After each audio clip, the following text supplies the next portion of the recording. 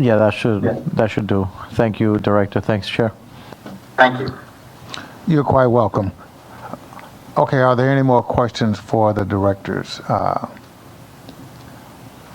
to make sure. Any on my screen? Okay, thank you for a thorough presentation and answering the questions of the representatives. And if they have any further questions, they know exactly how to get a hold of you. So we really appreciate that. Thank you, Mr. Chairman. I just want to make sure that the committee does know that we do have the chairperson of the parole board here with us. If there's any questions for her as well, I just want to make sure she was recognized. Okay, great. Any questions of the chairman of the parole board?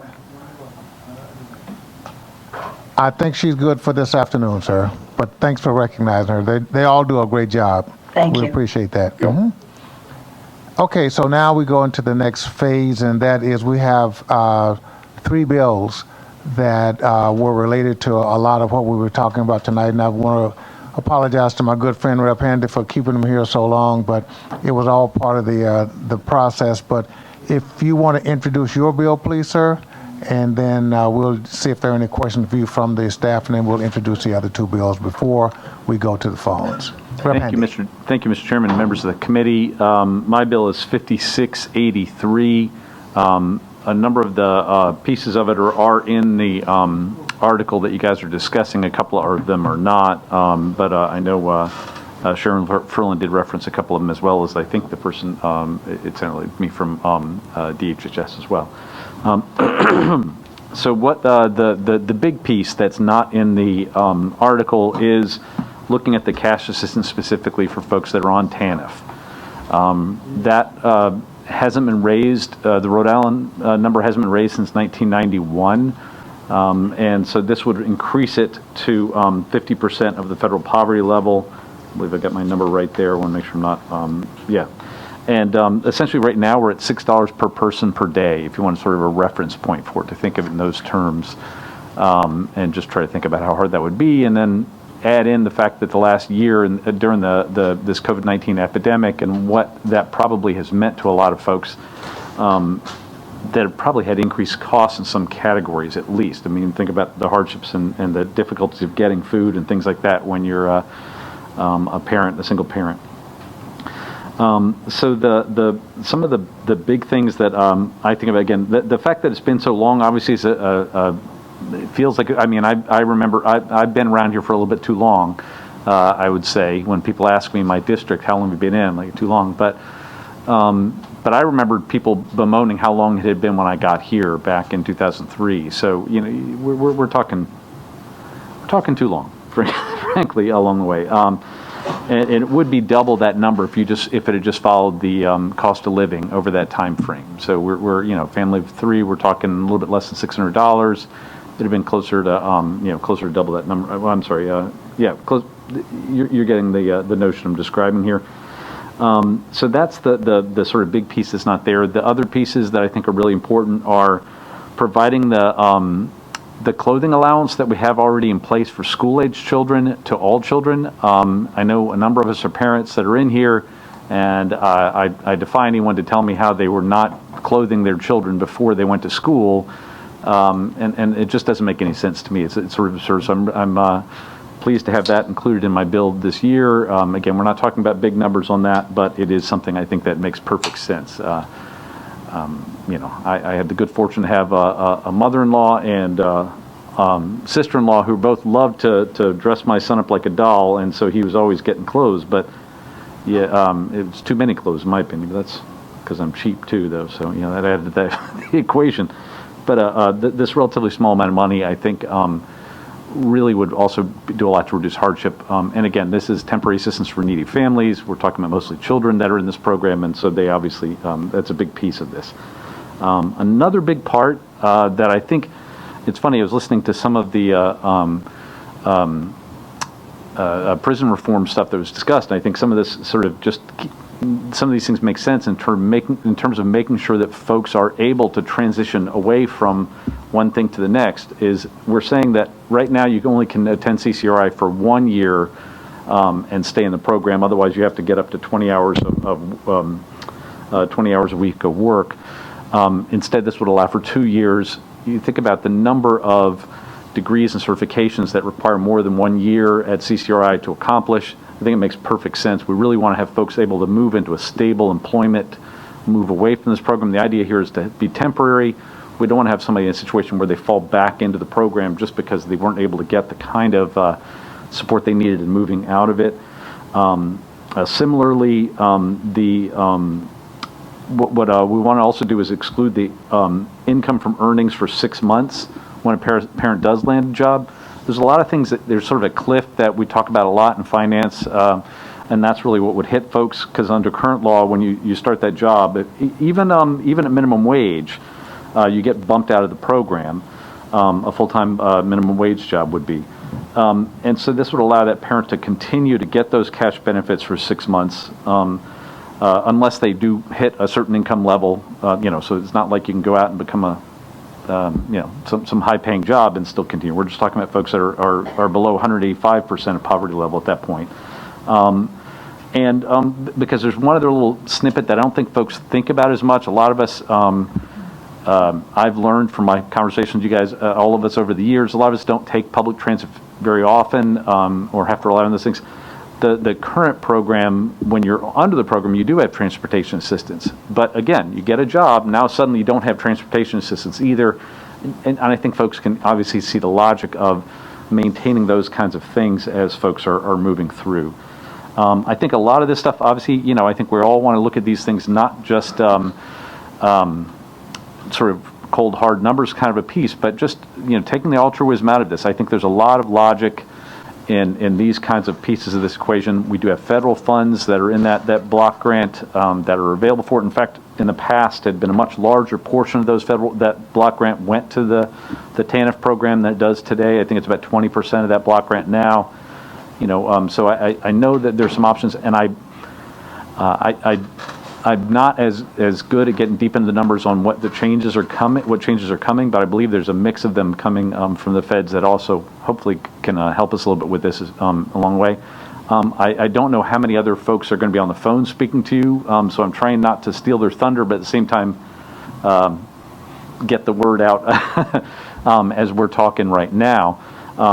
There's plenty more that I could say, but I'd rather just pause there, see if folks have questions, and again, let other folks chime in from elsewhere.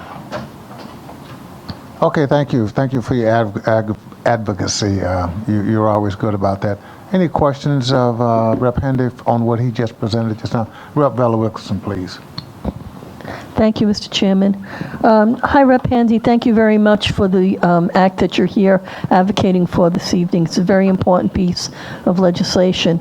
And you've been here all night, so you know the questions that I asked with regards to the income eligibility calculation and as it pertains to veterans.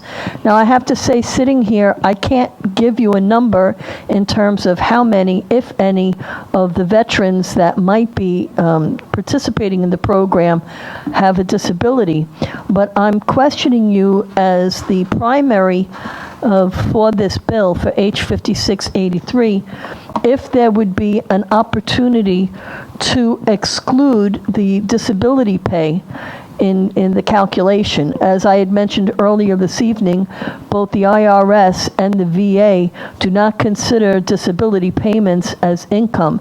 It's not bonus pay.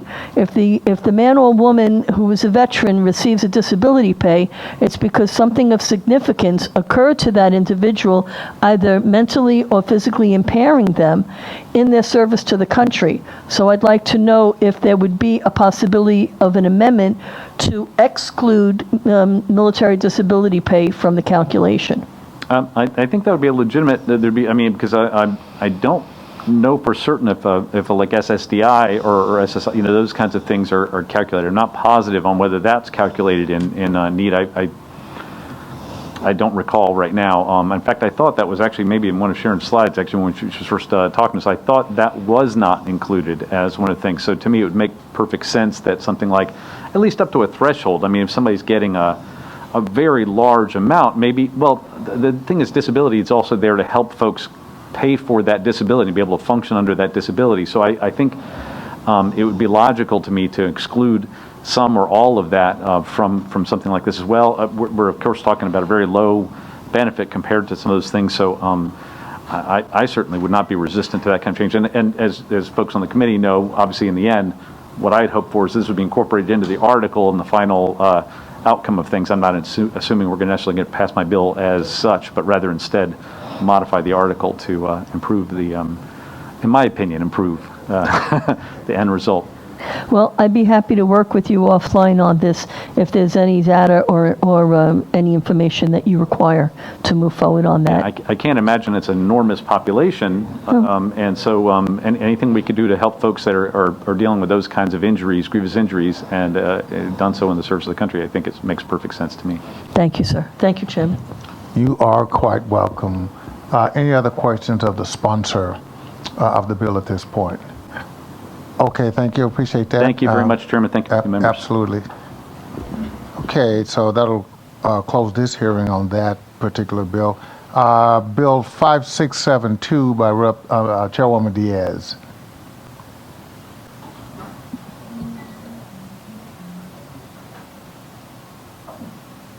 Thank you, Mr. Chairman and members of Finance Committee.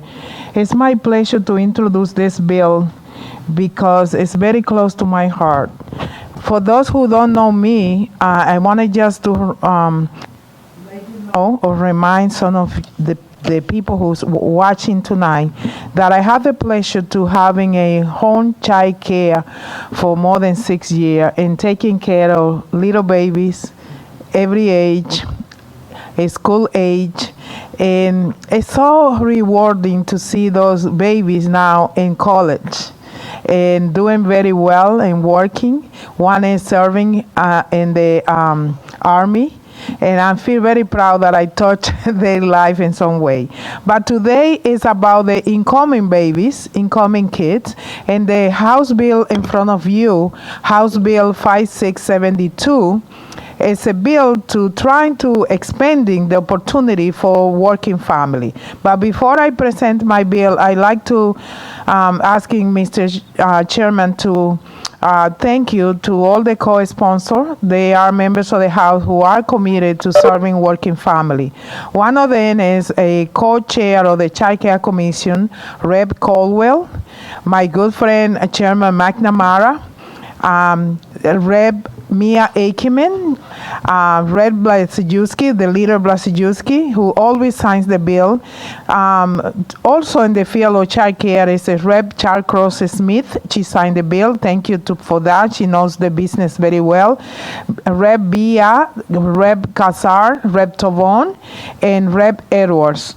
So those are just the 10 that the system allowing to listing. And also I wanted to make an announcement, Mr. Chairman. I always elevate you to Mr. Speaker.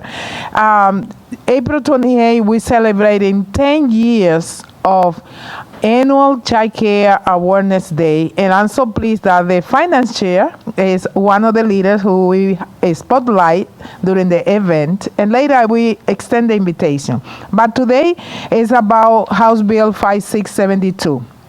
The bill is the Rhode Island Child Care is Essential Act, and the bill is trying to work in areas that we as a Rhode Islanders are leaving behind for many years. In 2005, we faced a very financial crisis, and one of the things the state did was to cut child care assistance to family. And at that point, before 2005, we were doing very well. But because we had to make cuts in different areas, one of those areas were eliminating or reducing child care eligibility, and so many families lost that. So after that time, the Child Care Commission of the state is working hard to restoring eligibility and to bring fair payment to the child care educators.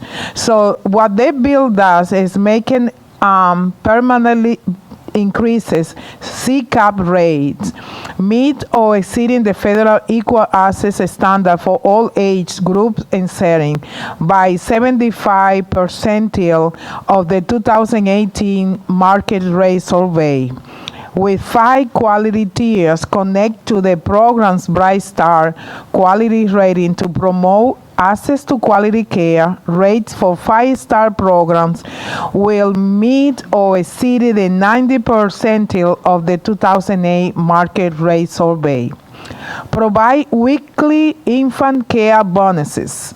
You know, when you're taking care of babies, you have to running more, you have to lifting more, because the baby require more direct attention. So the bill also including extra $20 per week per child on top of the rate to pay for taking care of those children. Another great thing about the bill today is a cap family co-payment at 70% of family income. Before this bill, the co-payment for family is paying 10% up to 14% of family income. What the bill does is keeping cap on 70%, which helping more family. And finally, another great thing the bill does is allowing more low-income working families to qualify for a CCAP certificate. So as I mentioned before, we reduce the opportunity. What the bill does right now is increase eligibility to 225, which allowing more families to qualify, because as it is now, many families are afraid to receive any job increase rate, because if they do, with a small portion, they lose eligibility. So they have to decide if I need or keeping child care, subsidized child care, or have extra $100 a year. So in order to help and protect those families, the bill will be sure to increase eligibility and helping those families. If you may ask about how will we pay that, we have enough funding to start in subsidize all the bills is required, especially because we are we're not in compliance with the federal, because we are not reaching the level of funding that we need to invest in child care. So in order to comply, it's a good idea to pass my bill, which is in front of you. And we had technical changes that was suggested by DHS and for the child care field. After we analyze that, I highly recommend the chairman that we have a amendment to suggest that it's already passed in the Senate, and in order to match the bill from the House and the Senate, I highly recommend that please help me to put this amendment in place. So thank you, Mr. Chairman, for the opportunity. Thank you very much for your advocacy. Really appreciate that. My only question is, how are we going to pay for it? Yeah, no, I know you answered the question. I know. I'm just teasing the chairwoman, you know. Okay, thank you. Are there any questions of any of the sponsors, not sponsors, but any of the reps for the sponsor? Yeah, I know it. No, you're a good advocate for that. Has been for a long time. Yeah, okay. Okay, thank you. And we will consider, you know, what the amendments that you looked at. Okay. So that'll end this hearing on that bill. The next one is 5932, and that's by Rep. Ranglin Vassal. And she's not here this afternoon, but her bill does allow, I'll read it into the record, it allows both the custodial and non-custodial parent to apply for child care assistance. That's the essence of her bill. And if you have any questions on it, I'm sure that once she's back, you can ask her about it, but that's the essence of that. So Mr. Chairman, I'm actually online. You are? Oh my Yes. goodness. Well, where are you? I'm looking for you online. Okay, well then, since you're here, you can take over. It's your bill. Okay, so thank you, Mr. Chairman and members of the committee. I appreciate you and I appreciate your work. This bill 5932 that I am sponsoring, the genesis of it is personal, but it will impact so many families. And this bill authorizes both parents to receive financial and other child care benefits rather than strictly limiting it solely to custodial parents. I just want to share with you that I am the just overjoyed, proud grandmother of a really sweet little boy, Elias. And Elias's dad works full time, and his mom is the custodial parent. And my son gets to see, and he pays child support, and gets to see Elias during the week as well. Herein lies the problem, because he has to go to work. My son has to go to work, and I'm sure other families have to go to work as well. And so when that occurs, he cannot access childcare, and he does not make enough money to pay for childcare. And so I think, and this is really, I think, a sad setup, because hadn't my son have the support of his own family during in the middle of the week when he's at work, he would have to stay home and take care of baby Elias, and then he would lose his job, right? So he would not have a job, he would not have the money to pay for the money that's owed to the mom. I didn't just miss me right there. And so I think it's important for us to keep these families, usually men, usually young men, between 21 and maybe 29 or something like that. I think they should be afforded on at least childcare, if it's not financial benefits, so they can actually go to work. And I see my son struggle with this every time that he has to go to work. And if it's not my husband, it's probably me or another family member. And I started thinking about the families, the parents, who is in a similar situation, but they don't have family to help with the baby or the children, and they can't access care.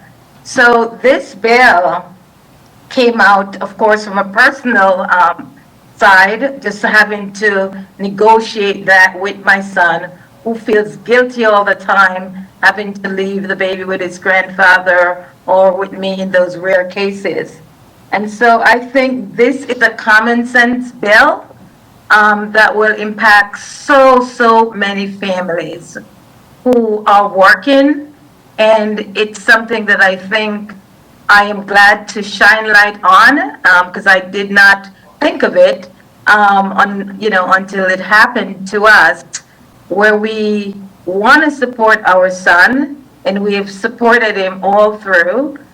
He's now 25, and but I'm just thinking of all the other people, young men or women in some cases, who don't, and I know I'm saying the same thing again, but I really want to emphasize that there are so many other families who don't have that family support.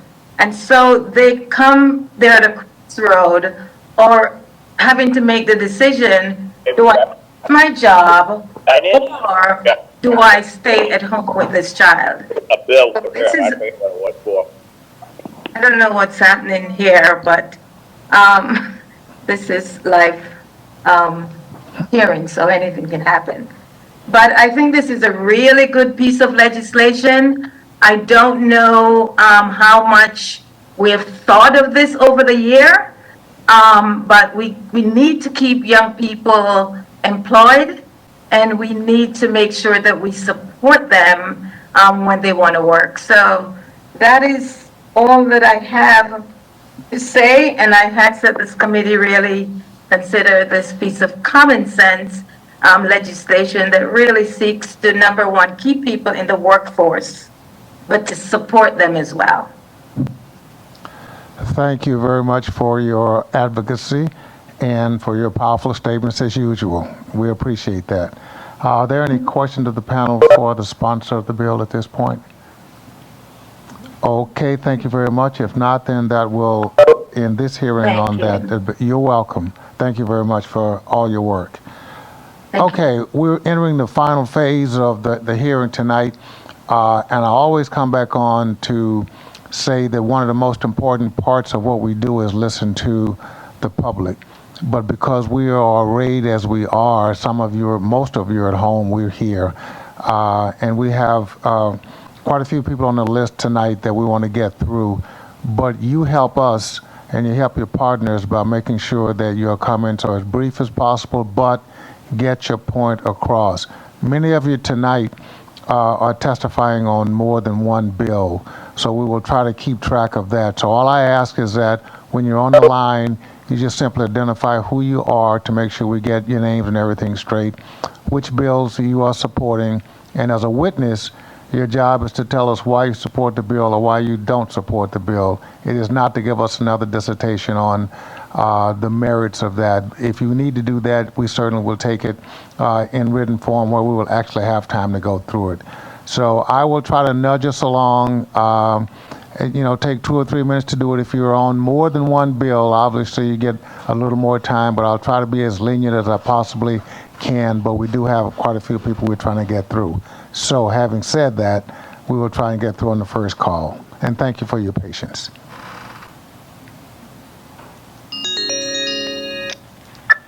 Thank you. Is this Linda? Hello, this is Linda. Hi, Linda. Katz, how you doing?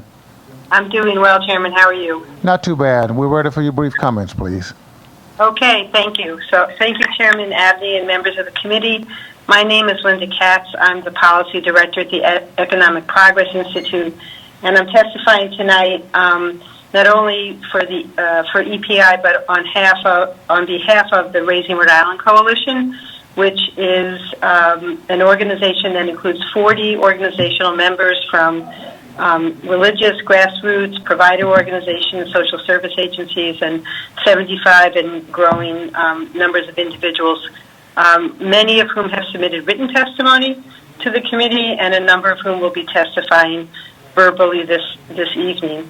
I'm speaking both in support of Representative Handy's bill, and we thank him deeply for submitting this, H5683, and also Article 13, Section 5 of the budget, which includes 2 proposals that would improve the Rhode Island Works program and the economic security of the families that rely on it. As Rep. Handy noted, both the clothing allowance for infants and toddlers and the 6-month income exclusion to help parents transition to work are included in both the budget article and his bill. We also wanted to support in the budget article the change of the definition of dependent child so that 18-year-olds can complete their high school education without fear of becoming homeless as their families lose assistance. Rep. Handy's bill includes the proposal to expand, to allow parents receiving cash assistance to attend CCRI for 2 years, and we know that a parent who has an associate's degree has median weekly earnings of $862 compared to just $730 for people with a high school diploma alone. So we're really trying to support the families to move from welfare into work and into secure employment, so they won't have to cycle back onto the program. What I wanted to spend a little bit more time on is the proposal to increase the Rhode Island Works benefit, which, as Rep. Handy noted, is in his sort of the main feature of his bill. And you have about a couple of minutes on that, Linda. Okay. Okay, thank you. I'm good. All right. Thanks. I just wanted to add to what Handy has already said, that Rhode Island is the only state in New England that hasn't raised its benefit in 30 years. We currently have the lowest benefit level of $554.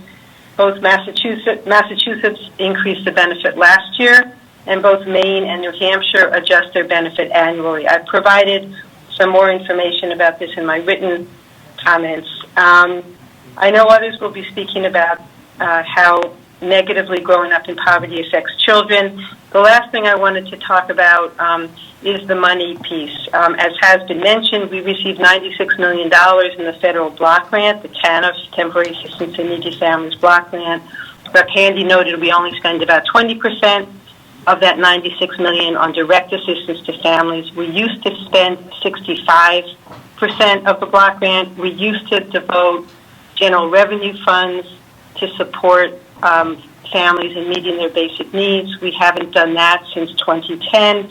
And you heard Director Hawkins say both that there was money available in the block grant to raise the benefit level, and also mention that a third of the families on cash assistance are child only. And those are families where a grandparent is raising kids. And you'll see written testimony from Sandra Pate, who's a grandmother who says, I've been raising my kids for 10 years and I haven't had any benefit increase for them. She doesn't get the benefit herself. So it's grandparents that are raising grandkids. It's parents with disabilities who are raising their children. We really need to support all of these families. It's time for Rhode Island to show that we really care about these very low-income families and provide a grant increase as all of our neighbors have done. Thank you. Thank you, Linda. Stay safe. Thank you. Okay, next caller, please.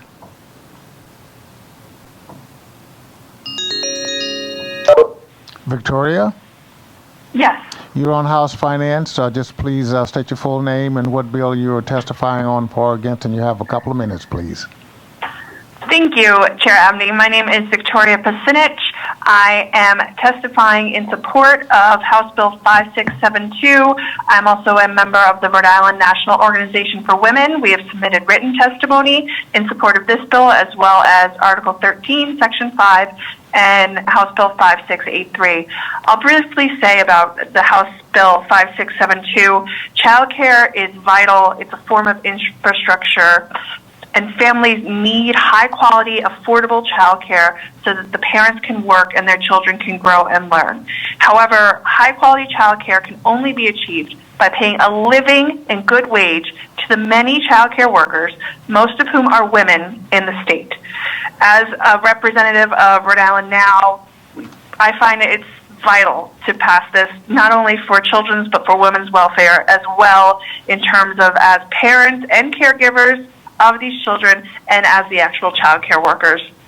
And I'll just conclude and say this bill affirms and enhances Rhode Island's commitment to equitable and accessible high-quality child care for all Rhode Islanders.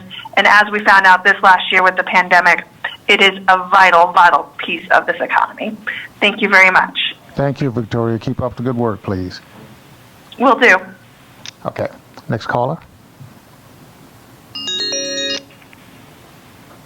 Leanne? Yes. Hi. Hi. Chairman Abney. Good. How are you doing? I am good. Thank you for giving me a call. And my name is Leanne Barrett. I'm a senior policy analyst at Rhode Island Kids Count, and I'm here to testify in support of both Article 13, Section 6, which is the child care assistance rates section, as well as Chairman Diaz's 5672. So I'll be brief, and I have submitted written testimony with some of the specific figures on the rates in there that you might find helpful. But I wanted to start off by saying, echoing what the last person just said from Rhode Island Now, that child care is really not, I know it's in the child care assistance section, the cash assistance section of the budget, but it is really an education and a learning program for children and a vital part of our economy. Our economy can't get back to work if we don't have a high-quality, stable, consistent child care system. And our child care assistance program is a core part of financing that. Only 12% of the children who are receiving the CCAP subsidy are also receiving cash. 80% are children of low-income working families working at Target, Walmart, various places like that. And they need this in order to go to work. So we support the governor's allocation of $6 million in new federal funding to the Child Care Assistance Program in his FY22 budget. As was pointed out earlier, this is absolutely essential because we are not in compliance with the minimum federal standard for equal access. So we are not enabling low-income kids to access the same care that other kids in the state can access. And we need to raise our rates at least to the 25th percentile. Otherwise, the federal government will fine us or withhold funding. And we are in such a difficult situation, there's no way the child care system can survive if we go back to what is currently in the statutory rate. As I think you know, Governor Raimondo and then Governor McGee have, through executive order, substantially increased the child care assistance program rates. Those are in the chart attached to both of my testimonies. Governor McGee's proposal would actually be a significant decrease, unfortunately, from what providers are currently getting. So in July, if even with this proposal and Article 13 goes through, providers will see a huge cut in what they're receiving for serving low-income kids, and they can't keep operating with these very low rates and even pay minimum wage to staff. As I point out in the testimony, $12.01 per hour is the average wage for a child care educator in Rhode Island, so that about half of them make less than $12 an hour. And we've just really disinvested from our child care system over the years. We are currently spending $47 million less in state funding on child care than we did in 2005. So we definitely support the governor's proposal, and we support, I'll move on to 5672 now, which is Representative Diaz's bill, which talks about rates as well as capping co-payments for families at the federal affordability standard of 7% and restoring eligibility to where we used to be in the early 2000s before the last recession. 30 again, seconds, you know, it's okay, very important to not cut the rates in July. We need to keep the rates where they are and even make them higher if we want people to have quality. And we need to make permanent changes in state law using this new federal funding that's coming in. And we're working very hard, and there's a lot of national momentum to have a permanent federal increase in child care funding. So thank you very much for accepting my testimony. Thank you very much for your written testimony and your verbal testimony. Always good work. Take care. Okay, next caller, please.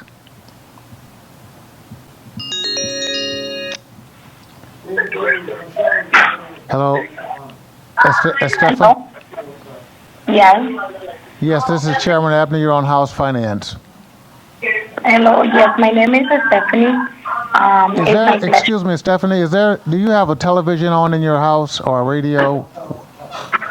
We can hear a bad noise. Can you hear me better? Yes, I can. Okay, you have about 2 minutes, please. Okay, so my name is Stephanie Ortiz, and I am a family daycare provider in the city of Providence, and I'm supporting both 5672 and Article 13, Section 6, and thank you for the opportunity to testify today. Oh, thank you very much for your testimony. It's always very important. Take care of yourself. Thank you. Okay. Next caller, please.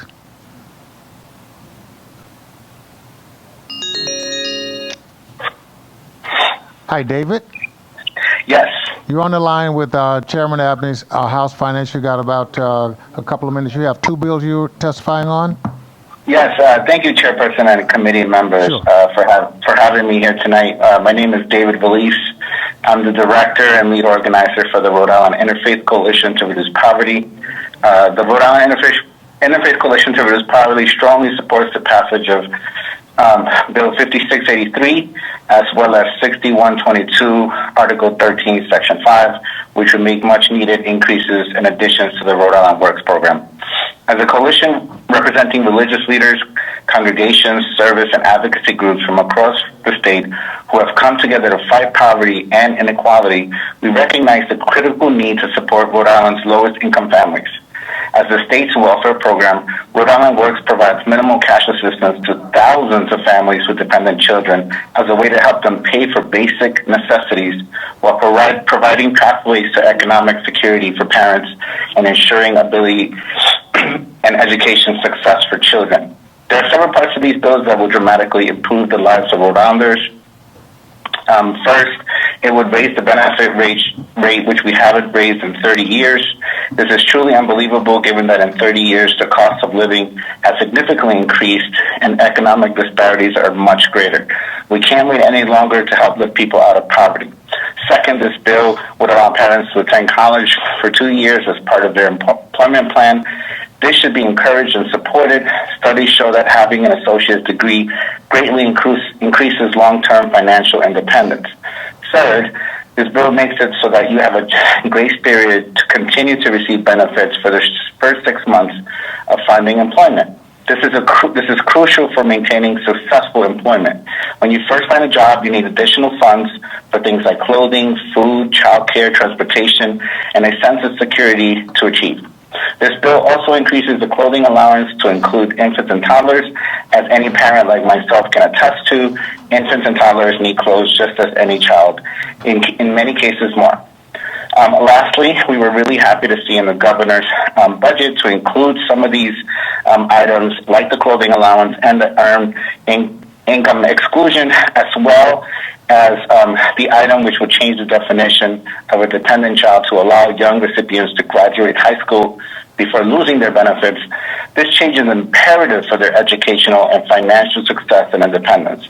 As people of faith, our convictions teach us that we must support the most vulnerable members of our society, with roughly over 7,500 children receiving cash assistance throughout Rhode Island Works. The success of this program is imperative to the next generation in our state. We have a moral imperative to raise people out of poverty. Thank you for your time and for supporting this bill and for supporting families in Rhode Island. Thank you, David, for your conversation about that. We appreciate it. Thank you. Thank you. Mm-hmm. Next caller.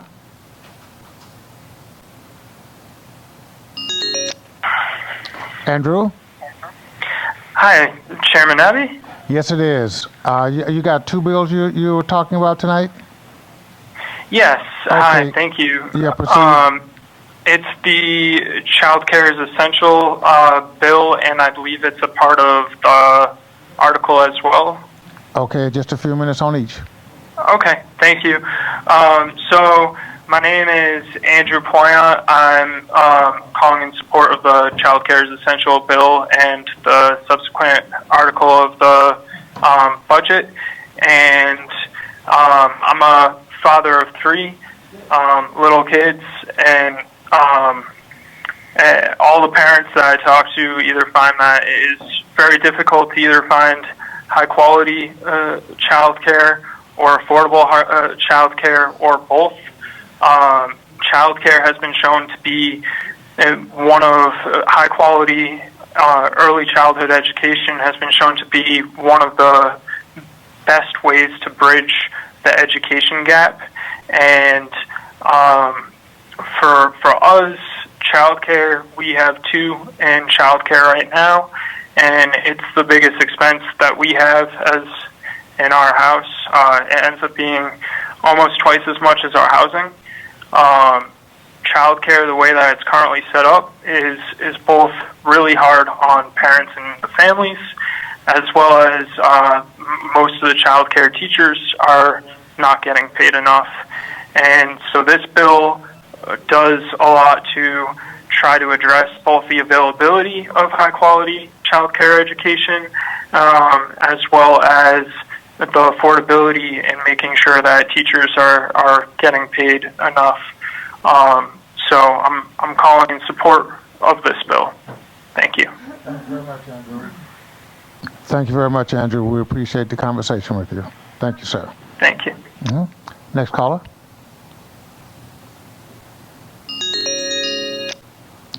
Rachel?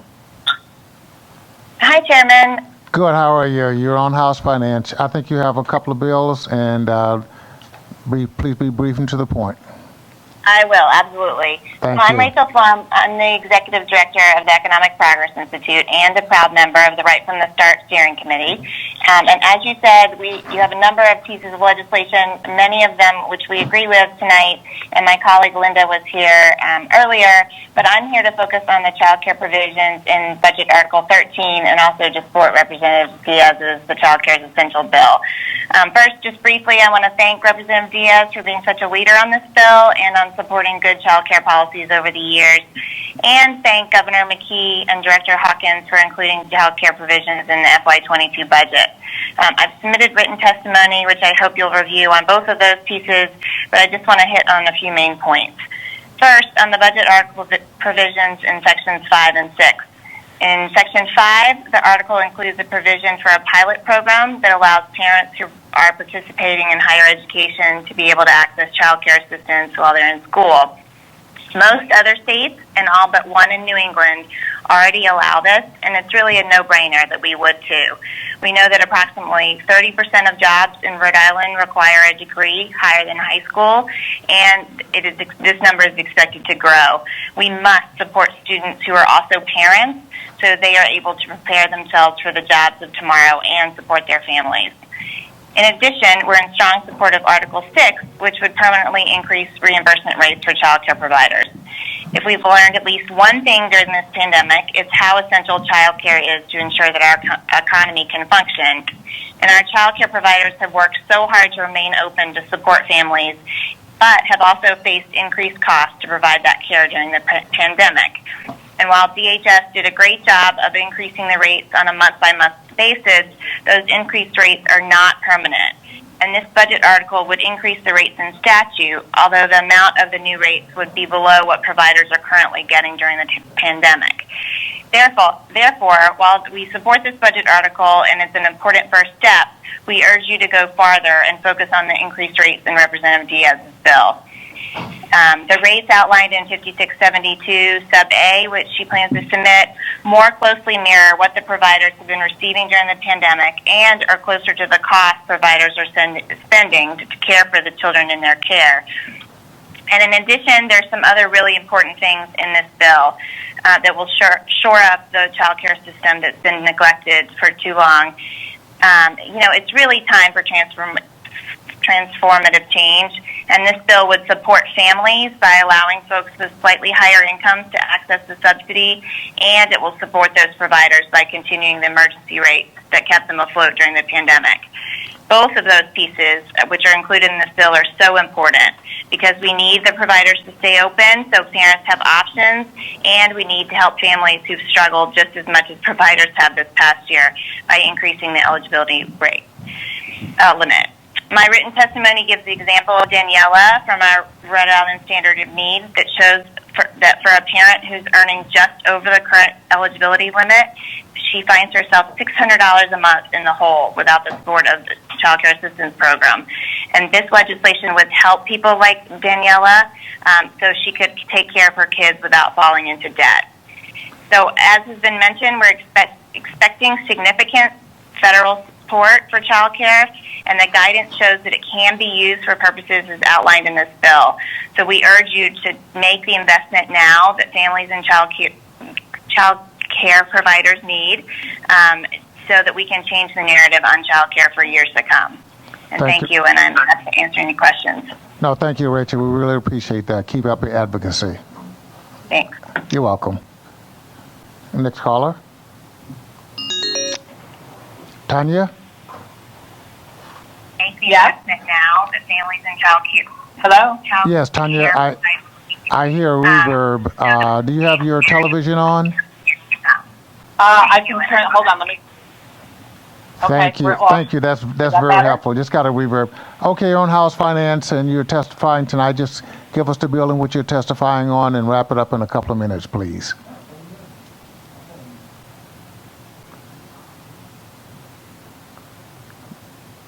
Tanya, you still there? Yes, hello? Yeah, okay. Hi, good evening. Yeah. Good evening. Yeah, I think we had a little disconnect. That's okay. You're on House Finance, and I think you're testifying on the bill. Just tell us which one, yes or no on the bill, and then a brief comment. Wonderful. Good evening, Chairman Abney and members of the committee. I am Tanya King-Harris, and I'm the Executive Director of the Rhode Island Coalition Against Domestic Violence. The coalition is here in strong support of House Bill 5683 and the Governor's Budget Article 13, Section 5, to improve and enhance the Rhode Island Works program for the most vulnerable parents and children in the state. H5683 would increase the Rhode Island Works benefit to 50% of the federal poverty level. The benefit has not been adjusted, as has been said, in 30 years. This benefit is a lifeline that many Rhode Island families, including survivors of domestic abuse and their children, turn to when they are most in desperate need. Today, survivors of abuse are facing two public health crises, domestic violence and the COVID-19 pandemic. This past year, as we tried to protect ourselves from COVID-19, we have seen the risk for domestic abuse surge and the demands for services for survivors and their children spike. In 2020, the Coalition's network of member agencies collectively served over 9,000 individual victims, and over 45,000 service occurrences were provided by advocates, and over 17,000 helpline and hotline calls were answered. For many months, we saw spikes in calls as high as 90%. One of the biggest hurdles for survivors in their journey to safety continues to be financial insecurity. At a time when we have seen so many losses of jobs and income during the global pandemic, assistance through the Rhode Island Works program is more critical than ever. When I was a child, programs like this supported my family through difficult financial times. This was many years ago, and the benefit amount has nearly been the exact same amount for Rhode Islanders that they're receiving today. This cannot go on for another year. Rhode Island is the only state in New England that has not raised the amount of cash benefits in 3 decades. That's over 30 years. We must fix this now. As has been said, it must be stressed, the amount of the benefit is around $6 a day per person, and $6 is not enough, especially with the pandemic causing so many immediate long-term effects on the financial stability for survivors of abuse. Raising the Rhode Island Works benefit is more than a financial issue. It's an equity and anti-oppression issue. We cannot continue setting up people who need the support the most for financial hardships and deep, deep poverty. We can and must do better for all families and use the pandemic as an opportunity to emerge even stronger with more compassion and equity in our Rhode Island communities. Working together, we must disrupt the systems of inequality and oppression in our state, and we cannot end domestic violence without interrupting these systems that stop us short and prevent us from surviving and thriving, especially those who are disproportionately impacted by violence. We can build a better, safer Rhode Island for all. We must do better by survivors and their families. We urge you to pass this legislation this session. The time is now. Thank you so much for the time. And thank you very much for your testimony. Any questions? No questions? Have a good night. Next up, I believe we have Savannah Noe. Hello, Savannah. Welcome to House Finance. You are live. If you could just introduce yourself, tell us what bill you're testifying on, and speak for a couple of minutes about it. We appreciate it. Go right ahead. All right. Hello, and thank you, Chairman Abney and members of the House Finance Committee for taking the time to hear me this evening. My name is Savannah Noe, and I'm a current recipient of Rhode Island Works. I'm here to testify in support of House Bill 5683 and in support of the Governor's Fiscal Year 2022 Budget Article 13, Section 5. I'm a disabled single mom of 2 amazing little girls. I'm also a survivor of domestic violence and a member of SOAR, Sisters Overcoming Abusive Relationships. When leaving my abuser at the start of last year, I learned I wasn't able to afford an apartment on my own. My family ended up in a shelter while waiting for low-income housing to come available for us. We're fortunate enough to have housing now, but still lack many things. I currently am a recipient of Rhode Island Works, and while it has helped to keep me afloat financially, I have found myself still struggling to meet some of the most basic needs for my family. This includes housing, clothing, and even food. With the current amount, I am not able to afford to buy enough food for me and my family. There have been times when I found myself struggling to provide food, and on those days, I wouldn't eat to ensure my daughters had enough. I've also found myself looking for loans when my kids needed new clothes because I couldn't afford it otherwise. Because of the amount, I'm struggling and sinking into debt. The increase to the Rhode Island Works benefit would allow my family to cover the most basic necessities and would also give my family more security. To be able to increase my monthly budget would be a miracle. Not only would I be able to be more financially secure within myself, but I would feel more secure as a mother who can provide better for my kids. As a safety net program, Rhode Island Works should be giving families a fighting chance to be financially safe and secure, not keeping them in a state of crisis. Each year, the cost of living goes up, and food, shelter, and other necessities become more expensive. In the past 30 years, the Rhode Island Works program has not seen an increase. But when you look at the cost of living 30 years ago compared to today, there's a significant difference. In keeping the program benefits the same, we're expecting people to live off a benefit amount that may have been appropriate 30 years ago but no longer is. Without these changes, we're turning a blind eye to the fact that these benefits are not enough to give families any type of financial security. Thank you. Thank you very much. Any questions? No questions? I hope you have a good night. Thank you, you too. Next up.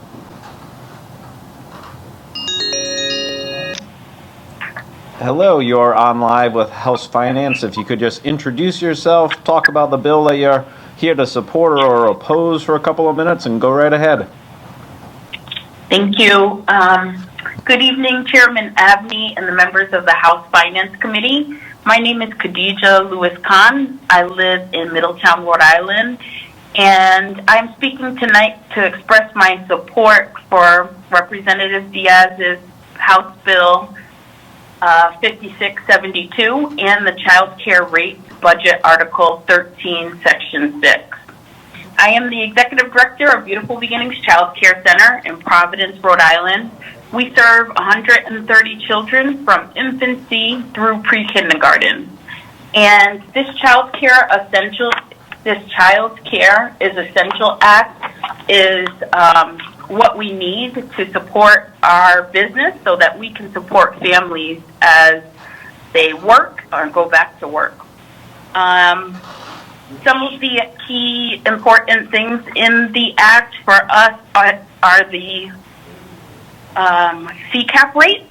So the CCAP rates prior to the pandemic were well below the federal equal access standard, and it makes it very hard to compensate our staff in a way that is fair, and especially during the pandemic where young children do not social distance, and there are different factors that make the job of teaching young children harder during the pandemic. We need to make sure that centers have the funding that they need to attract high-quality staff and retain them and compensate them for the excellent job that they do. We also support increasing the eligibility so more families can access the child care assistance program. Child care is a very expensive part of people's budget, usually more than they pay for their mortgage. So increasing the eligibility so that more families can qualify for child care assistance and go back to work is very important. I would like to thank Representative Grace Diaz for introducing this bill and championing it. And it is essential for keeping the child care industry going so that we can help support everybody else that's working in the economy. So thank you for hearing my testimony, and have a great night. And you too. Thank you for supplying the testimony. Next up, it looks like Emmanuel.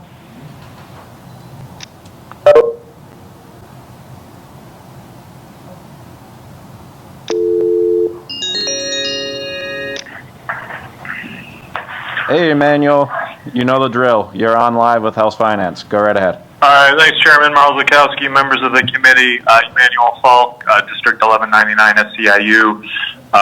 We represent close to 400 family child care providers and early educators, and we're here in support of Rep. Diaz's H5672. Family child care providers and early educators are just a vital part of the economy. They allow low-wage and moderate-wage working families to go to work every day by providing accessible health care in the community, and for far too long they've been underpaid, undervalued, not just in Rhode Island but throughout the country. I do want to give DHS a lot of credit during the pandemic when it was especially time. They quickly got a lot of CARES money to keep these businesses going, both in the family and center-based, and they deserve a lot of credit for that. Why we really think 5672 should be passed is we really need to permanently increase the rates that family child care providers get, and this bill does that, and it does it in a good way. We do have one little concern.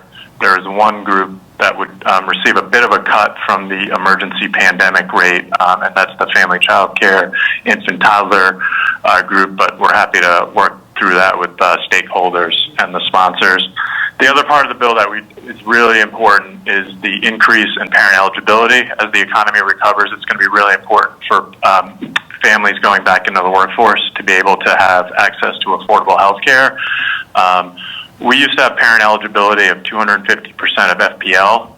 That got cut to 180%, I believe, back in 2007. I don't think anyone on the committee was part of that, but we really need to restore that money, and this bill would restore a lot of that eligibility back to 225%, and that is really important. A lot of this, most of it will be paid by the American Recovery Act, and we just think it's long overdue. We need to permanently build a better, more resilient child care system, and I want to thank Rep. Diaz for putting in this legislation. She's been a champion for over 16 years for child care, and we really hope this is the year we really start to make huge permanent improvements in the rate structure and eligibility for parents to the program. Thank you. Thank you, Emmanuel. Any questions? No questions? Have a good night, my friend. Next up, I believe we have Kimberly Rausch. Next, hi, you're on live with House Finance. If you could just introduce yourself and tell us a little bit about the piece of legislation you're speaking in favor or against. Good evening and thank you. My name is Kimberly Rausch. I'm the Rhode Island Works Administrator at the Department of Human Services. I will try to keep my testimony brief today. I'm testifying in behalf of both Article 13 and House 5683. The most important testimony will come from the constituents receiving this. I really want to focus on the budget today. The Rhode Island Works program does not provide enough assistance for families to survive, and when families begin to stabilize through work, due to the statute, DHS is forced to cut them off and put them in a situation where they're relying solely on the work that they've received and none of the supports that they've rendered during their time on benefits. We essentially pull away every support from their family, leaving them with little hope for long-term stability. The benefit for Rhode Island, as everyone else has noted, has not increased in over 30 years. It's lost almost half of its value due to inflation. Rhode Island is the only New England state that has not increased the benefit, and the payment is now the lowest in the entire region. Furthermore, on the funding, TANF is a $94.6 million block grant. These funds are provided to states to support vulnerable families. In the last 12 years, Rhode Island has seen over a 60% decrease in funding for cash assistance.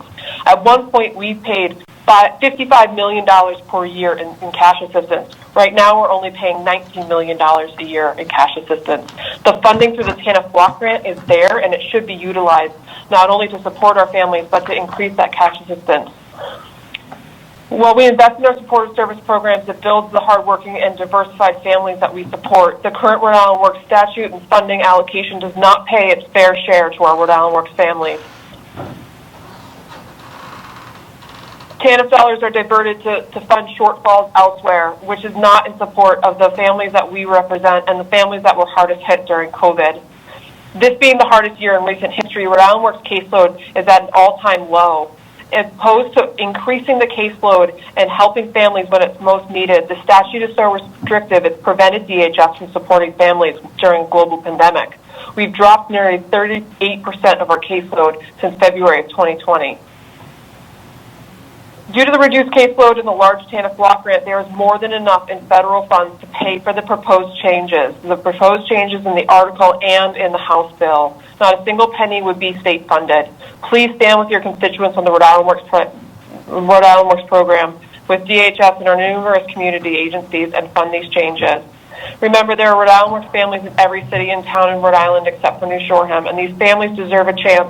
They are families you should support as well as proudly represent. And the importance of these families is not only to support them, but to treat them with the dignity and respect that they deserve. Thank you for your time. Thank you, Kimberly. Any questions? No questions. You're all set, Kimberly. Have a good night. Next up, we have Stephanie Geller. Stephanie, you're on live with House Finance. If you could just introduce yourself, talk a little bit about your positions for a couple of minutes, and go right ahead. Thank you. Good evening, Mr. Chairman and members of the committee. Thank you for the opportunity to provide testimony today. I'm Stephanie Geller, Deputy Director at Rhode Island Kids Count, and I'm hoping tonight to provide testimony in support of Section 5 of Budget Article 13 related to Rhode Island Works, as well as to Rep. Handy's bill regarding Rhode Island Works, House Bill 5683. I'll also be providing testimony in support of Article 13, Sections 2 and 3 regarding parole for youth and young adults. I'll begin with the sections related to Rhode Island Works. As you know, the Rhode Island Works program is designed to help very low-income families meet their basic needs by providing cash assistance and work supports, including employment services, food assistance, health insurance, and subsidized child care. We believe that Article 13, Section 5 would significantly strengthen the current program by providing targeted policies that improve the economic security of families while they are enrolled in Rhode Island Works, and help to improve the longer-term economic security of families as they gradually phase out of the program.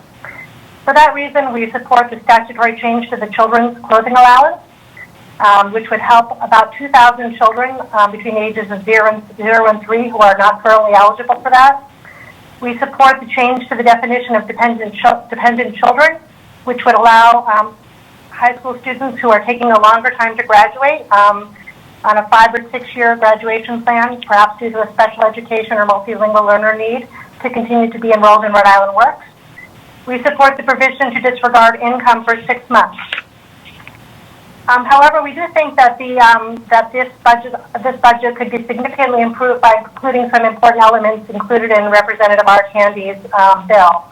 It doesn't, for example, include the important change that would increase the Rhode Island Works benefit to 50% of the federal poverty level. As others have said, this benefit only provides about $6 per person per day and has not been increased in 30 years. So we would strongly encourage you to include this increase in the budget. House Bill 5683 also includes another important improvement that is not yet contained in the budget, which is allowing a participant who completes his or her first year at CCRI to qualify for an additional 12 months of vocational training. And we know how important that additional year of education is to providing the support that these recipients would need to get and keep a job that would provide a family-sustaining wage. So we would encourage you to include this improvement in the Rhode Island Works program budget as well to improve the longer-term security of families. Now I'll briefly just talk about sections 2 and 3, which are related to improvements in the youth and young adult parole program. Article 13, Section 2 would ensure that any person serving a sentence for a crime committed before age 18 will be provided a meaningful opportunity to obtain release to a parole hearing with the parole board, and it would take into account the diminished culpability of juveniles as compared to adults. Section 3, Section 3 would make any person serving a lengthy sentence for a crime committed before age 22 eligible for parole review after that person has served 10 years of their sentence. And we know from the American Academy of Child and Adolescent Psychiatry that the part of the brain that controls reasoning and helps us fully think through the implications of our behavior, the frontal cortex, is not fully formed until your early or mid-20s. And this ongoing development of the frontal cortex means that adolescents make decisions and solve problems differently from adults. So we need to take this into account in these decisions regarding parole. It's also important to note that Article 13 does not require parole. It only mandates that any person sentenced to a lengthy sentence for a crime that they've committed as a juvenile or young adult have the opportunity for a review. But prisoners who are still determined to be a threat to public safety or have not shown that they've been rehabilitated would not be given this parole opportunity. Thank you for the opportunity to provide testimony on these important elements of the budget as well as House Bill 5683. And I'd like to end by just thanking Representative Art Handy, who is also my representative, for his important work on this issue. Thank you. Thank you very much for your conversation and for your testimony. We really appreciate that, and Art Handy is a good guy, so you got a good rep. Okay. Next caller, please. Catherine? Yes. Hi, Catherine. You're on the House Finance with Chairman Abney. Just state your position on the bill that you want to speak on for a couple of minutes, and you're on. Good evening. Thank you, Chairman Abney and members of the House Finance. Kate Cantwell in support of Bills H5683 and H6122, Article 13, Section 5. I am speaking here as a member of the Raising Rhode Island Families Coalition, speaking on behalf of the residents of the Newport Working Cities Collaborative, Newport Partnership for Families, and East Bay Community Action Program. Working Cities is a collective impact model stewarded by the Federal Reserve Bank of Boston. Newport was one of 3 cities to win the grant with the goal to decrease the barriers for families living in poverty to reach their career and life goals. In Rhode Island, we are lucky that we have many great organizations for programs and job training. However, the Rhode Island Works system, in its current form, is keeping families trapped in poverty versus what it was intended to do, be a stepping stone for Rhode Islanders to be independent. We see many anecdotal experiences now of employers unable to fill vacancies, due to families receiving funds from federal unemployment dollars, as well as many of you have heard in Newport about the positions and seasonal jobs that were either eliminated or furloughed. Returning to normal is not acceptable for our Rhode Island Works families. Their normal was not allowing them to make ends meet on $6 a day. And the current job training programs were not built to support your families with the greatest needs.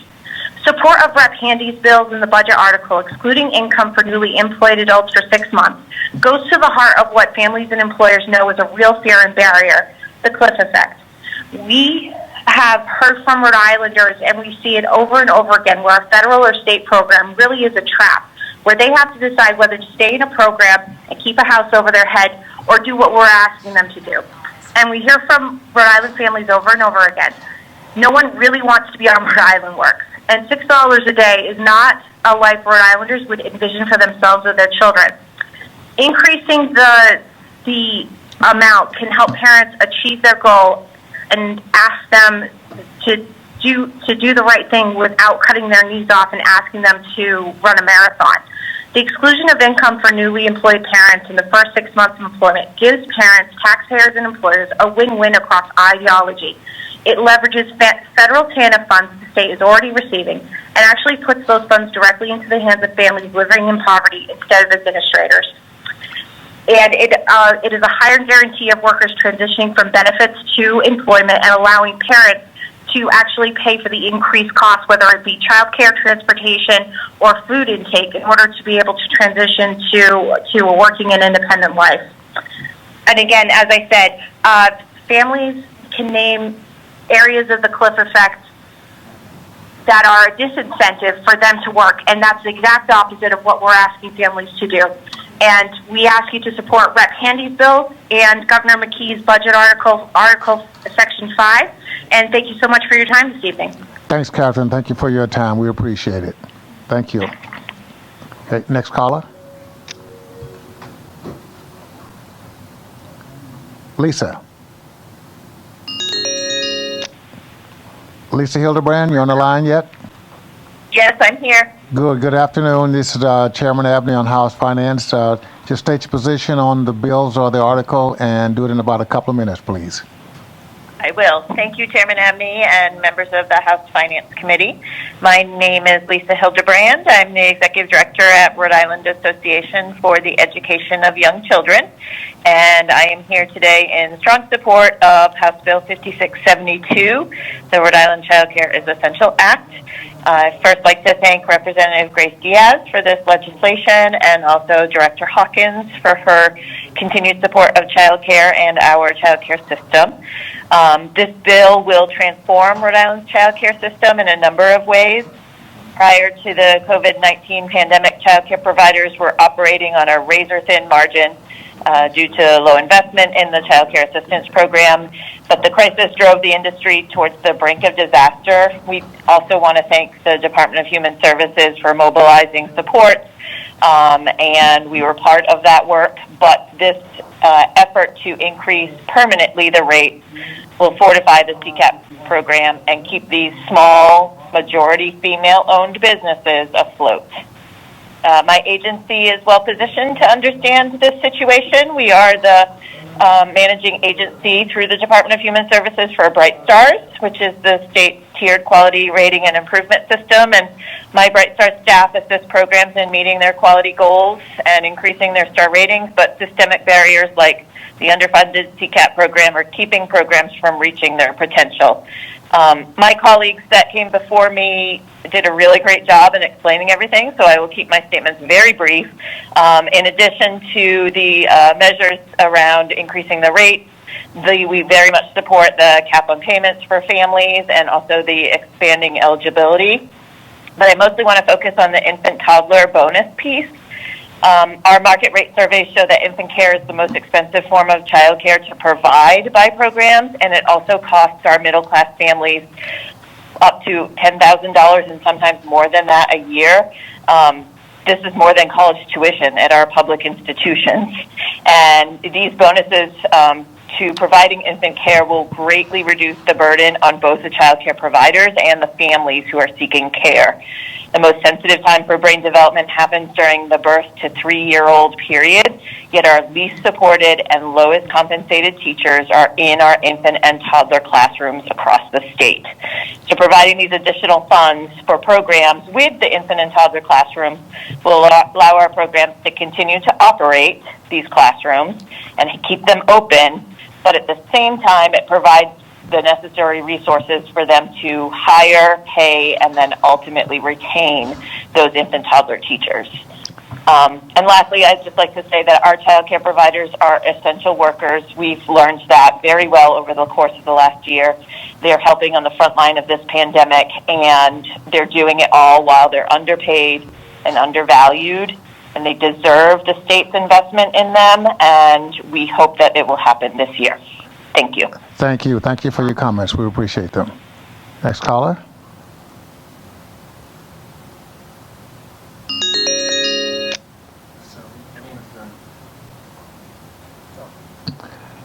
Hannah? Hello. Good. This is Chairman Abney on House Finance. Oh, great. Thank you. Thank you, Chairman and members of the committee, for your time this evening. My name is Hannah Stern. I'm testifying on behalf of the ACLU of Rhode Island on Article 13 of the proposed budget. We've submitted extremely detailed written testimony, so I'll be brief, but we do just want to emphasize that there are many very good provisions within this article, which act as a really important step forward in confronting our discriminatory and very punitive criminal justice system. And overall, we hope that this article signifies an ongoing commitment to comprehensive criminal justice reform. Again, although I'll defer to our written testimony for a majority of our comments, I do just want to touch on one aspect which we think is particularly critical to note. Section 13.812 of Article 13 positively addresses juveniles who've been given long sentences and authorizes their parole consideration after 10 years, and we strongly support this provision. But we are opposed to the exemption contained here for juveniles serving life without parole.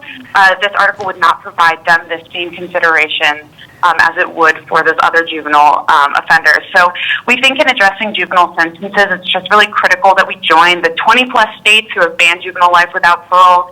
Otherwise, we think we're just leaving behind a really important component of juvenile justice in this proposal, and we have submitted proposed amendment language to this effect in our written testimony. Thank you very much for your time. I'll leave it at that, and I'd be happy to take any questions. Thank you very much for your time and for your conversation with us. We appreciate that. Just to let our panel know, we got approximately 5 or 6 more guests on the line that we need to get to, so that can let you know where we are and also those who are waiting. Okay, next caller, please.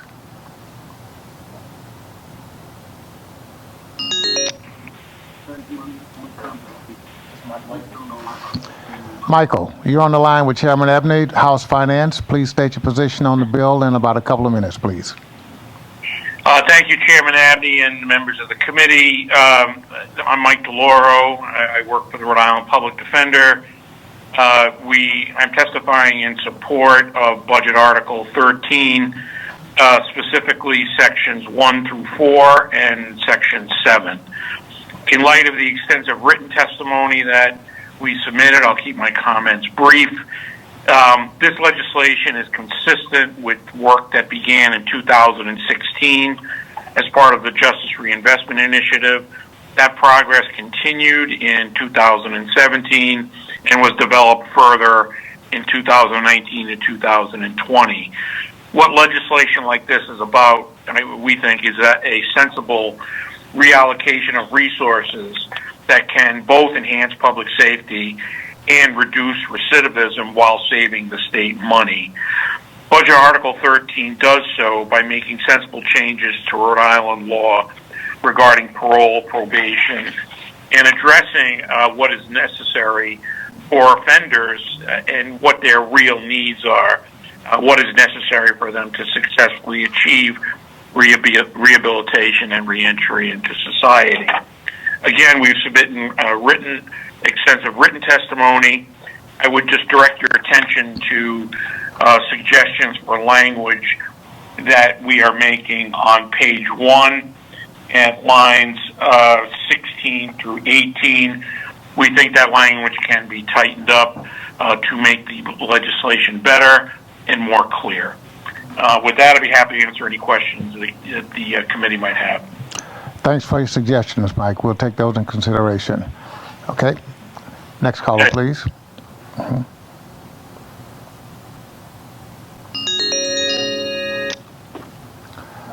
Matthew, you on the line, sir? Yes. This is Chairman Abnett, House Finance. You're on the line for a couple of minutes, sir. Thank you. You can proceed.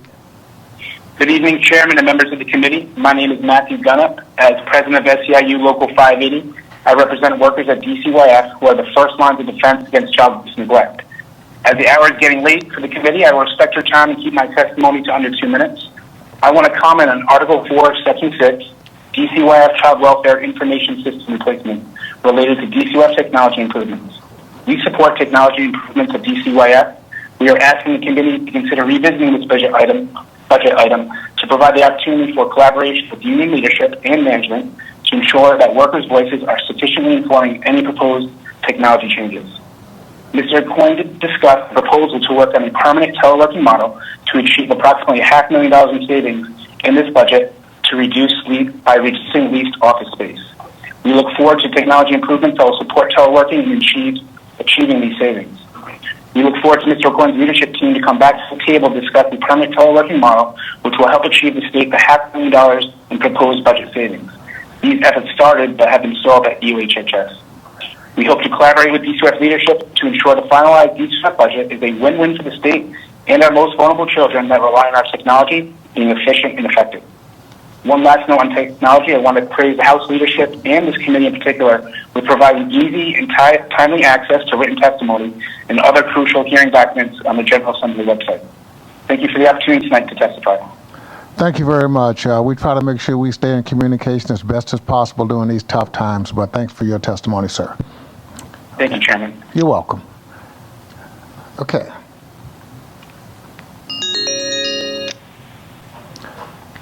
Gregory Fox, you're on the line, sir. Excellent. Thank you, Chairman Abney, for allowing me to speak. I'm speaking tonight on House Bill 5683 and corresponding budget item Article 13, Section 5, as well as House Bill 5672 and corresponding budget line Article 13, Section 6. Start with House Bill 5683, which strengthens the Rhode Island Works program. I'm a pediatrician. I'm currently the president of the American Academy of Pediatrics chapter here in Rhode Island, representing them, and I'm also representing the Rhode Island Medical Society on both of these bills. Excuse me. Strengthening the Rhode Island Works program, is crucial for some of the most vulnerable families that we have in Rhode Island. This is an opportunity for us to lift these families and these kids up. Day to day in my pediatric practice, I see the effects of deep poverty on kids and young families. And when this specific group of families are some of the most vulnerable, young parents, with young kids, struggling to get by. It's hard for them to get to their medical visits. They struggle with, kind of inconsistent housing, which leads their kids to, dangers that we see. Just about every week I see a child with a high lead level. We see kids with extra injuries because of, poor living conditions. And these kids are moving around constantly. when these kids come in, we see a lot of kids that have just, parents are overwhelmed, and so they have a hard time taking care of. Sometimes they have hard time taking care of themselves because they're worrying and not sleeping well, and the kids aren't self-regulated, and these are the kids that go on to have all sorts of problems, ADHD, and other difficulties with learning, and it's really hard for these kids to kind of get themselves going.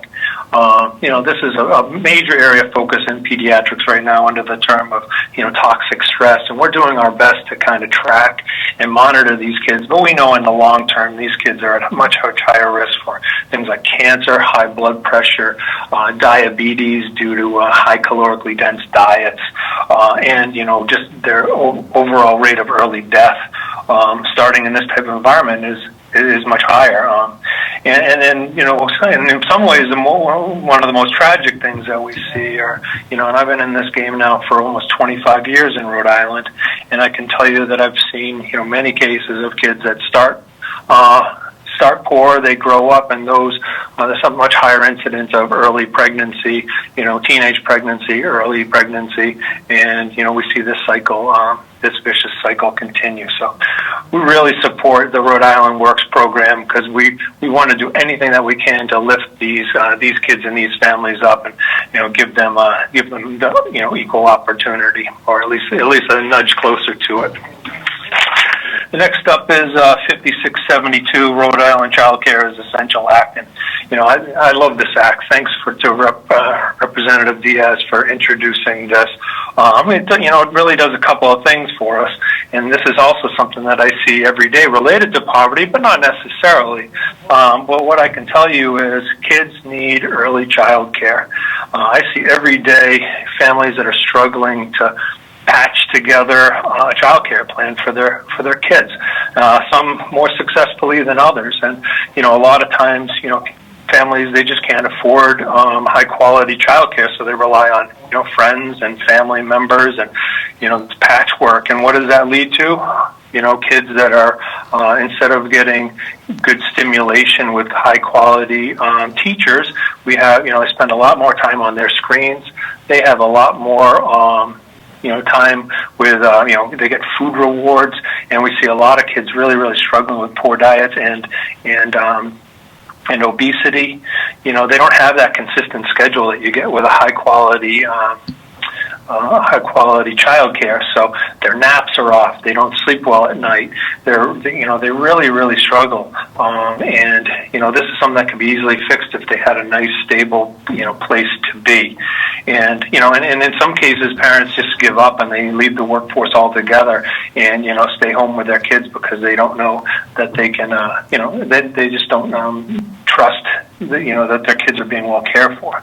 The flip side of this is that we're chronically underfunding our child care centers. It's in my mind, it's an absolute disgrace. These folks that are taking care of our kids, particularly the youngest kids, they are absolutely crucial in the development of our children. Like you've heard multiple times, 0 to 3, is when the brain is developing, and we need these kids, stimulated. We need to stimulate by people that are happy to go to work, and they're being well compensated, and they're not, being forced out of their job and into a different profession because even though they love it, because they're just not getting paid much. I know many cases where folks that are the workers in child care settings can't even afford to send their own kids to their child care setting because the wages are so poor. So this is an opportunity to give our kids a leg up, give them a early childhood that sets them up for kindergarten and, success throughout their school years in Rhode Island. Another minute or so, Dr. Fox. That's all I had to say. So I guess I have one more set of statistics. Thanks for giving me a little bit of extra time. Well, not statistics, but research shows that kids that graduate from high-quality child care settings have a higher graduation rate from high school, decreased rates of arrest and incarceration, and they're going to be better workers in the Rhode Island workforce in the future. So I really appreciate your time, and I hope that these bills do very well. Thank you. Well, thank you. We really appreciate your expertise in the matter. We take everything into consideration. So keep taking care of those kids, sir. I really appreciate it. Have a great night. Thank you. Okay. Next caller. Is this Alan? Yes, this is he. Oh, yeah. Okay, Alan, this is Chairman Abney, House Finance. State your position on your bill. You got a couple of minutes, sir. Sure thing. Thank you very much. I appreciate it. Hi, my name is Alan McLeod. I'm calling in today to offer testimony on House Bill 6112, specifically the Article 13, which pertains to human services and criminal justice reform. While there are many elements of this budget that I would urge the city and this body to reconsider, such as the breakup of the Kennedy Plaza bus terminal, which the city has squarely rejected, or the population of the city has squarely rejected, the increase in police funding, or the legalization of recreational cannabis without the justice of expunging criminal records for people who have possessed or sold marijuana in the past. I would like to speak firmly in favor of Article 13, which is a criminal justice reform section. The fact is that Rhode Island has one of the highest probation rates in the country and one of the longest average probation terms in the country. And as a result of this, these long terms, people inevitably are driven back into incarceration, which is not only unjust, but from a purely financial perspective, expensive. I firmly agree with the provisions in this article that alleviate some of this on the state and especially provide justice to people who are incarcerated by offering time off of probation and parole sentences for people who have go months without violations. I very much think that the discretion, the expanded discretion to keep people from becoming reincarcerated for minor offenses is going to keep people out of it, and the compassionate release and broadening of eligibility for medical parole for older people and the early parole considerations for very young people put in are going to not only alleviate the burden on the carceral system of Rhode Island, but also save the state money. And finally, I support the part of this legislation which supports successful reentry programs, such as career and education pathways, health and housing resources, updates the eligibility criteria for home confinement to allow low-risk people to return to their communities, apprenticeship programs, incentivizing participation in work release, and investing in partnership with DLT to expand access in employment after release. In short, while I disagree with a lot of this budget, I think Article 13 is a solid step forward to addressing the carceral problem in Rhode Island from a financial perspective, yes, but also from a justice perspective. Thank you very much. Thank you, Alan. Thank you very much for your conversation, sir. Of course. Thank you very much. Mm-hmm. Good night. Good night. Okay. Is he on the line? Oh. Rick McAuliffe, are you on the line, sir? Yes, Mr. Chairman, how are you? Good. How are you doing this afternoon? Looks like you're Very clean up for us. Looks that way. Good. For the entire night or just for this bill? For the next 2 minutes. Okay, good. That's what I like to hear. This is Rick McAuliffe. I am the lobbyist for the YMCA's in the state of Rhode Island, as well as the business owners of child care and the Rhode Island Child Care Directors Association. So I represent the people who do center-based child care in the state of Rhode Island. And I'm here on behalf of them, and we're talking thousands of people in the industry that work, mostly women.